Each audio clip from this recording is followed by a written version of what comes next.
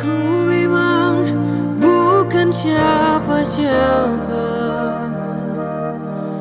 dibandingkan mereka, orang-orang yang kau puja, yang mengenalimu berjuang bersamamu. Mungkin aku bukan siapa-siapa di hatimu, namun ku punya cinta yang lebih besar dari mereka. Bila kini ku iakan semua maumu, itu berarti ada yang telah mengurang di hatiku. Mungkin cinta dan simpatiku mereda. Kau tak salah, aku yang tak biasa. Tak perlu lagi menangis, ku harus terbiasa. Tak perlu lagi kecewa, kamu harus. Ada yang main. Pada waktunya saya bisa sampaikan namanya yang main. Ya, itu dari sana, dari luar. Orang yang dari luar hanya menggerakkan kaki tangan yang ada di dalam. Kulihat ibu pertiwi sedang bersusah hati.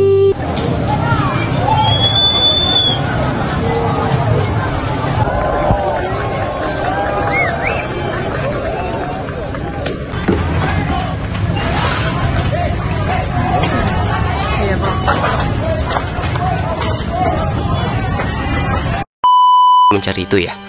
Nah, cluenya Pak, bukan dari asing Pak, dari kekuasaan itu sendiri Pak. Dari tamaknya, dari keserakahan, dari rasa sakit hati mungkin, dan rasa ingin lebih kuat dan lebih powerful. Dan Bapak bisa telusuri sendiri dari akun-akun kayak Heraluk, Tekarot 007, Masvel, dan Ndruchan. Ya, kita baca ya, Ndruchan. Dan buat teman-teman juga bisa pelajari sendiri kenapa yang gua kasih contohnya Twitter, karena kalau di TikTok bisa dihapus gitu aja, bisa hilang gitu aja kan.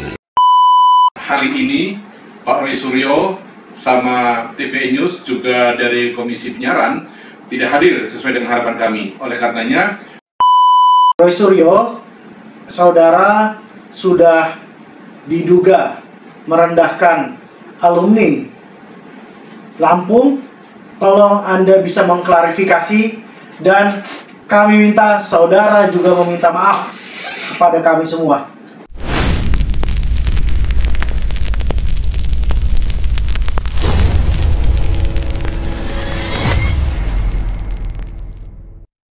Halo guys, Anda kembali bersama saya lagi Bang Bil. Ini video yang menurutku ada dua tema yang penting untuk kita bahas. Pertama soal Roy Suryo secara resmi sudah disomasi oleh advokat alumni dari Lampung. Ini yang berkaitan dengan pernyataan beliau terkait kisruh ketika beliau kemudian menertawakan Freddy Namanik ya, yang ya dia merendahkan Lampung kayaknya. Dan diskusi-diskusiku di video-video sebelumnya teman-teman bisa lihat ada podcast-podcast yang memastikan bahwa Roy Suryo bakal dipolisikan ya. Tapi memang mereka menggunakan jalur pertama yaitu di somasi. Nah, ini somasi pertama udah dilakukan. Dan mereka mengundang Roy Suryo tapi nggak hadir tuh. Dan kemudian akan lakukan somasi kedua. Setelah somasi kedua kayaknya akan dimasukkan ke ranah hukum. Sementara teman-teman aktivis mahasiswa sudah lakukan aduan masyarakat ke Bareskrim Polri ya. Jadi ini menurutku akan semakin ramai. Nah, di selanjutnya ada pembahasan juga yang ingin aku sampaikan ke teman-teman tentang sebenarnya teman-teman mahasiswa dan gerakan kita selama ini yang sudah turun ke jalan terkait demonstrasi belakangan itu seharusnya fokus pada satu topik tujuan, yaitu berkaitan dengan mereka-mereka yang anggota DPR yang dinilai membuat kisruh ya, yaitu pernyataan sikap dan juga sikap berjoget yang memprovokasi masyarakat kan gitu ya. Akhirnya kemudian terjadi penanganan demo, dan demo itu terjadi kematian, dan setelah terjadi kematian akhirnya yang terjadi adalah demo besar-besaran. Nah, jangan skip video ini, Anda tonton sampai dengan selesai agar Anda mendapatkan informasi yang berimbang. Bagi kalian yang baru menemukan YouTube ini, jangan lupa kanal ini di-subscribe bagi yang belum subscribe. Dan jangan lupa juga untuk berikan komentarnya kalau ada hal-hal yang perlu kita diskusikan. Pastikan Anda share kalau ini dianggap bermanfaat. Dan by the way guys, aku informasikan bahwa kanal YouTube ini juga membahas soal isu-isu politik nasional. Dan dipastikan beberapa hal yang paling fokus kita bahas adalah berkaitan dengan isu ijazahnya Pak Jokowi ya. Kemudian juga bagaimana Roy Suryo yang sekarang sedang dilaporkan oleh teman-teman alumni Lampung, dan termasuk juga update terkini terkait kisruh demonstrasi yang belakangan cukup menguras energi ya. Dan sangat disayangkan demonstrasi yang terjadi hari ini ternyata dimanfaatkan oleh beberapa kalangan yang menyebut bahwa ini adalah agendanya Pak Jokowi untuk menjatuhkan seorang Prabowo agar kemudian Gibran Rakabuming Raka itu dijadikan sebagai presiden. Nah guys, di videoku sudah ku bahas ya di video-video sebelumnya, teman-teman silahkan berselancar. Oke, kita mau bahas dulu soal bagaimana kemudian fokus teman-teman yang melakukan aksi hari ini seharusnya berkaitan dengan tokoh-tokoh yang sudah membuat gaduh, yang secara jelas dan nyata membuat rakyat itu marah. Sayangnya memang ada provokasi yang membuat polisi dikucilkan ya, kantor DPR di daerah yang kemudian dibakar. Ini sudah sangat meresahkan. Tapi sudah, sebenarnya ini aku ingin informasikan, sebenarnya dalang demo yang sesungguhnya siapa sih? Nah, ini beredar ya di mana-mana tentang informasi ini guys. Jadi aku kira perlu juga teman-teman untuk mengetahui dan mendapatkan informasi terkait ini. Nah, dalang demo yang paling pertama itu ini guys. Ada namanya siapa ini? Ahmad Sahroni ya. Kasihan juga ya, rumahnya beliau itu akhirnya dijarah ya. Di satu sisi kita kasihan, di sisi lain ini jadi pembelajaran. Kalau aku anggap sih seperti itu. Supaya beliau benar-benar evaluasi diri lah, jangan sampai kemudian ini terjadi di banyak orang. Nah, Ahmad Sahroni itu ngapain? Ternyata dia cuma mengatakan bahwa jika pendemo adalah orang tolol gitu. Jadi orang-orang yang teriak-teriak tentang bubarkan DPR, ya itu adalah orang tolol sedunia bahkan dia bilang. Kan gitu. Nah, yang tentu Ahmad Sahroni ini kita ketahui bersama akhirnya dicopot oleh gara-gara pernyataannya itu. Tapi kan dicopot juga gara-gara aksinya mahasiswa yang kemudian disambut dengan buruh, dan akhirnya juga ada korban jiwa ya, ojol yang akhirnya ojol-ojol lagi aksi ya, akhirnya seperti itu guys. Nah ini ya, ini yang sebenarnya dalang demo guys. Jadi bukan rakyat marah itu gara-gara polisi, sebenarnya enggak. Kalau polisi itu kan cuma akibat dari sebab gitu. Jadi ada sebab yang kemudian mengakibatkan. Ya gara-gara ada oknum polisi yang main tabrak ya akhirnya itu. Padahal yang utama di sini. Tapi melakukan penjarahan ke rumahnya beliau juga aku rasa perlu dievaluasi lagi ya. Kalau nggak mau dibilang jangan ya setidaknya perlu dievaluasi lagi dan direfleksi lagi gitu. Nah yang kedua, nah ini dari Partai PDI ya. Namanya Ibu Sadarestuwati. Nah ini, jadi aksinya berjoget usai penutupan sidang tahunan MPR dan sidang bersama DPR 6 DPD dinilai menyakiti masyarakat. Namun menurut netizen, ibu ini paling lincah dan menyebalkan. Diketahui suaminya terseret kasus korupsi 49 miliar dalam kasus KUPS KUPS Bank Jatim. Wah. Ini memang ekspresinya ibu ini gini. Jadi gimana ya, orang ngata-ngatain tolol, terus berjoget-joget. Memang nggak ada yang salah. Nggak ada yang salah di berjoget itu. Cuma kan ini situasi orang dalam kondisi lapar guys. Makanya aku heran ini Pak Prabowo ini dapat data bagaimana sih tentang pertumbuhan ekonomi. Mungkin secara statistik sih iya, tapi Pak Prabowo nggak turun ke lapangan, nggak lihat tuh lesunya ekonomi. Sekali-sekali datanglah ke lokasi-lokasi biasanya UMKM atau tempat warung-warung, warung makan terutama. Coba lihat, perhatikan baik-baik. Banyak sekali yang kosong-kosong gitu. Rumah-rumah kopi yang biasanya full, ya kecuali rumah-rumah kopi yang elit, yang memang penghuni atau orang yang sering berkunjung adalah orang-orang kaya, ya itu biasanya rame. Tapi ini yang memang UMKM yang biasanya rame itu kurang guys, kan gitu. Itu sangat-sangat terlihat. Itu ya guys ya. Nah, di tengah keadaan seperti itu, ada orang yang bilang masyarakat yang mengagendakan DPR itu dibubarkan dibilang tolol, ya. Kan itu kemarahan. Ada rakyat yang marah nih, lo nggak lihat kami lagi lapar nih, kami lagi susah, kami lagi sulit, pajak kalian naikin, terus rekening kalian blokir, ya kan, negara nih ya. Jadi marahnya ke negara, penguasa dalam hal ini, baik eksekutif dan juga legislatif. Kalian joget-joget, kau sebut kami tolol, wah tambah marah kan gitu. Nah, itu sudah sangat kita maklumi. Nah, selanjutnya Eko Patrio dari PAN. Nah, ini dia bilang sama dengan itu Bu yang saudara tadi ya, di atas yang aksi jogetnya, yaitu usai penutupan sidang tahunan, Eko melanjutkan parodi DJ Son Horek gitu. Atas aksinya tersebut, lagi-lagi seperti pejabat Konoha pada umumnya, Eko sudah meminta maaf. Ya. Memang kalau di Jepang bukan cuma minta maaf, kalau di Jepang itu mengundurkan diri, menyatakan mengundurkan diri. Kalau di Indonesia jarang sekali. Kemarin ada yang dari Danantara BUMN itu yang kemudian menyatakan mundur. Itu satu dari sekian banyak orang, jarang sekali. Gitu. Nah, demikian juga dengan Uya Kuya, ya. Uya Kuya dari PAN, ya, dia juga berjoget yang luar biasa gitu. Nah, dirinya telah klarifikasi atas aksi joget-joget itu. Tapi selain mereka berdua ini, selain joget, kayaknya ada pernyataan deh. Ada pernyataan juga yang nampaknya membuat kecewa bagi masyarakat kan gitu. Nafarubah juga ya dari Nasdem. Jadi dirinya mendukung tunjangan perumahan 50 juta untuk para wakil rakyat.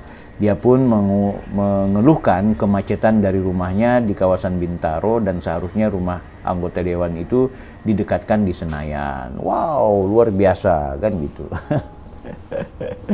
Rame. Ini jadi kemarahan publik guys ya. Kemarahan publik ini ke mereka ya. Sayangnya memang melebar kemana-mana gitu. Bukan cuma melebar ke polisi, melebarnya ke Pak Jokowi. Gila. Ini yang jangan dilupakan, Deddy Sitorus guys ya. Jadi Deddy Sitorus ini pernyataannya saat dialog di salah satu stasiun TV membandingkan bahwa kami ya anggota DPR RI dengan rakyat jelata itu sesat logika kan gitu. Jadi maunya dia ya DPR ya lain dong, rakyat jelata lain dong kan gitu. Jadi tanpa dia sadar apakah itu bahasanya bermaksud positif atau tidak, tapi mendapat kecaman publik gitu guys. Nah, kan gitu. Nah, sekarang kita lihat ya, mereka-mereka ini terafiliasi di partai di apa namanya ya, ke politisi mana atau ke anggota DPR calon presiden dan wakil presidennya mana. Jadi yang Nasdem tentu 01, PAN 02, kemudian yang 03 adalah PDI ya. Jadi salah juga kalau banyak orang yang mau mengatakan bahwa sebenarnya ini tujuannya Jokowi untuk menghajarkan. Enggak, ini bukan 01, bukan 02, 03. Ya, tapi ini adalah personal dari anggota-anggota DPR yang akhirnya membuat gaduh, guys. Seharusnya kita maklumi ke situ. Nggak boleh kemudian kita mencampur adukkan seolah-olah ini orangnya Prabowo, ini orangnya Gibran, ini orangnya Jokowi. Enggak. Yang paling utama di sini adalah bahwa mereka terafiliasi dari semua calon presiden yang lalu. Tapi yang paling penting juga bahwa kemarahan publik yang sebenarnya di mereka, bukan mau ini gerakannya Anies, oh ini gerakannya Ganjar, oh ini gerakannya Jokowi. Enggak lah, ini gerakannya Prabowo. Ya tidak guys, itu tolong dimaklumi. Oh ini gerakannya TNI, ini nggak perlu. Satu saja. Di saat masyarakat lagi lapar dan kesusahan, ada pejabat yang nyeleneh dan bertindak buruk, terutama mereka yang anggota DPR. Ada yang mau berangkat dengan tunjangan yang luar biasa, ada yang minta perumahan, bla bla bla. Itu yang menjadi pokok utama. Sial dan nahasnya ada polisi tabrak orang, terjadi kematian. Menjadi huru-hara di mana-mana gitu. Ini ya guys, mudah-mudahan teman-teman dapat maklumi. Oke, sekarang di berita selainnya aku mau informasikan ke kalian. Ternyata akhirnya Roy Suryo tidak datang di undangan klarifikasi dari lawyer-lawyer alumni Lampung guys ya. Ini langsung saja kita ikuti pembahasan atau klarifikasi atau pernyataan dari tim lawyer asal Lampung yang berkaitan dengan undangan mereka kepada Roy Suryo yang seharusnya hadir ya guys. Ini dia. Assalamualaikum warahmatullahi wabarakatuh. Waalaikumsalam. Kami dari LKBH Fakta kami sudah mensomasi saudara Roy Suryo. Untuk itu nanti akan dijelaskan oleh saudara Angga Busra Lesmana, dan di sebelah sana ada Bang Taufik. Untuk pertama sekali kita persilahkan buat Bang Angga untuk menjelaskan. Silakan. Baik, terima kasih. Saat ini sudah pukul 3.00 atau jam 15.00, tetapi saudara Roy Suryo juga perwakilan dari iNews maupun Komisi Penyiaran sudah kami tunggu tidak juga hadir. Maka dari itu kami menyerahkan kepada kuasa hukum kami untuk menjelaskan segala macam prosedurnya, kelanjutannya seperti apa. Silakan, Pak Taufik. Terima kasih. Assalamualaikum warahmatullahi wabarakatuh. Waalaikumsalam. Kami dari pihak kuasa hukum yang insya Allah akan melakukan langkah-langkah lanjut, mengingat hari ini Pak Roy Suryo sama TVI News juga dari Komisi Penyiaran tidak hadir sesuai dengan harapan kami. Oleh karenanya, saya mewakili tim hukum akan segera mengirimkan somasi kedua, dan setelah itu seandainya juga mereka tidak mengindahkan langkah-langkah kami, maka kami akan melakukan prosedur upaya-upaya hukum lanjut sesuai dengan apa yang sudah digariskan. Dan untuk itu kepada pemirsa dan juga nanti tim hukum segera akan melakukan upaya-upaya yang lebih teknis lagi. Insya Allah langkah ini akan segera bergayung sambut dengan apa yang dikehendaki oleh semua pihak yang dirugikan oleh ulah Roy Suryo dan juga TVI News maupun dari pihak Komisi Penyiaran. Terima kasih dari kami tim hukum. Assalamualaikum warahmatullahi wabarakatuh. Waalaikumsalam. Ada tambahan? Enggak? Dari saya, Roy Suryo, saudara sudah diduga merendahkan alumni Lampung. Tolong Anda bisa mengklarifikasi, dan kami minta saudara juga meminta maaf kepada kami semua. Terima kasih. Cukup, saya serahkan kepada. Demikian petang ini, setelah kami tunggu dirasa cukup, dan di waktu yang tepat akan kita teruskan dengan langkah-langkah berikutnya. Kita tutup. Wassalamualaikum warahmatullahi wabarakatuh. Waalaikumsalam warahmatullahi wabarakatuh. Jadi guys ya, kita lihat akhirnya Roy Suryo tidak datang. Nah ini jadi panjang urusan gitu, tapi masih ada somasi kedua. Silakan Mas Roy Suryo, Anda mau datang atau tidak dari apa yang sudah dilakukan oleh teman-teman LKBH Fakta Indonesia ya, yang kemudian menggugat dalam hal ini mensomasi. Kita nggak tahu nanti akan seperti apa, tapi yang jelas kita akan ikuti terus guys. Ini menarik ini, karena biar bagaimanapun Roy Suryo perlu bertabayun atau mengklarifikasi pernyataannya itu. Oke guys, silakan Anda tulis di kolom komentar terkait kisruhnya Roy Suryo. Dan kita akan nantikan sampai sejauh mana nanti hasilnya berikut. Mudah-mudahan Roy Suryo mau dengan gagah berani untuk mendatangi teman-teman dari lembaga hukum alumni Lampung yang kemudian merasa tersinggung terhadap pernyataan dari Roy Suryo yang merendahkan universitas atau alumni-alumni Lampung, bahkan masyarakat Lampung. Kita berjumpa di video berikutnya. Saya Bang Bil, Offside.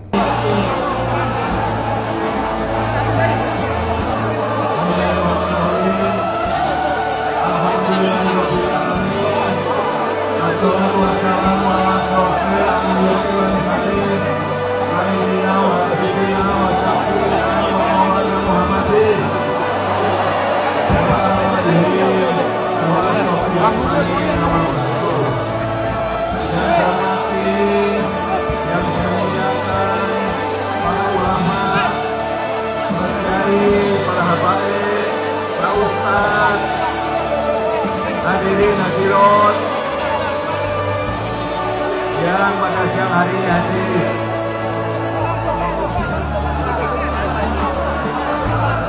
pertama-tama terima kasih atas doa dan zikir yang telah dipanjatkan biasa untuk keselamatan bangsa dan negara kita. Allahu Akbar. Allahu Akbar. Allahu Akbar. Yang kedua, saya ingin memberikan penghargaan yang setinggi-tingginya karena jamaah yang hadir tertib dalam ketertiban sehingga acaranya semuanya bisa berjalan dengan baik. Allahu Akbar. Allahu Akbar. Sekali lagi terima kasih dan selamat kembali ke tempat asal masing-masing, ke tempat tinggal masing-masing. Terima kasih.